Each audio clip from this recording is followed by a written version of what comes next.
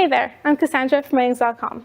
You might not have known this, but we've been testing printers since May 2020, and since then we've tested over 100 models.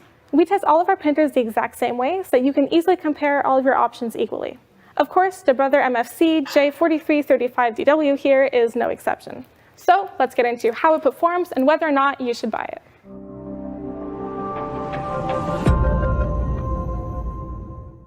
So first things first, the J4335DW is a mid-range budget printer designed for everyday at-home use.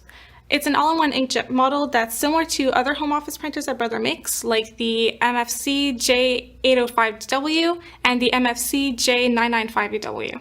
So overall, the printer feels well built.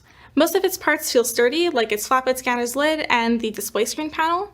However, the paper tray does feel a bit flimsy when being pulled out, so you'll have to be careful not to break it when moving it. As mentioned earlier, it's an inkjet printer, so of course there is a risk of the print heads clogging, but you can run a print head cleaning to help fix that. The cartridges are easy to replace by pulling down the cartridge panel on the right side and simply just clicking them in. You can remove paper jams from a panel in the back of the printer, but the tray isn't completely removable, so you might have a hard time reaching for the paper if you have larger hands.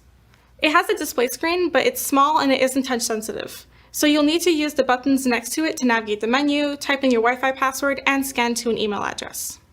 Speaking of scanning, its flatbed scanner has hinges that you can lift up by about an inch, which lets you place the lid over thicker items like a textbook or a spiral notebook.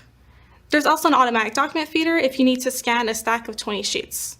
Sadly, it can't scan double-sided sheets automatically, so you'll have to flip those over yourself. The printer supports Apple Airprint and Copier print service, but you can also print via Wi-Fi. If you prefer a wired connection, you'll find a USB-B port underneath the scanner. There you will find grooves for cable management, which helps to keep your desk tidy. This does cut the length of your cable by quite a bit though, so you'll need to have your computer pretty close to your printer. Alright, so now let's get into the tests. Let's start with an important one, page yield. Knowing how many pages you can print is crucial when choosing a printer. A printer with a low page yield means that you'll have to constantly go out and buy new cartridges, which can get really expensive. This is common with cheap budget printers. Well, except for this one. This printer uses Brother's Investment Tank, which is a hybrid between traditional cartridge printers and super tank printers. Most traditional cartridges have a little ink-soaked sponge inside of them, instead of just loose ink. Since a lot of the ink is in the sponge, you won't get every last drop out of it, which is really wasteful. However, all of the ink in this printer's cartridges empties out into internal tanks, meaning there's nothing left over in the cartridges. Thanks to this, you can easily print a few thousand pages before the black ink runs out, and you can get at least 800 color pages. Of course, this can change depending on what you're printing and how much of each color is used, like in photos or color-coded spreadsheets, but you can definitely get a lot more out of it than a traditional inkjet. This model's incredibly high page yields mean that you won't be constantly buying new cartridges, which is really nice for your wallet. Considering the cost per print of a model you're interested in is a great way to see how much value you get out of a printer. This considers how much the cartridges cost and how many pages you actually get out of them. As you can see in the graph, it gets expensive quickly if you only print in color, but the cartridges should still last you a couple of months as long as you're not printing off large amounts every day. Now onto the printing speed. It's really annoying to wait next to your printer to get your report in hand, especially if you're in a rush. Luckily, this one doesn't take too much time to print, and it's pretty good for a budget printer.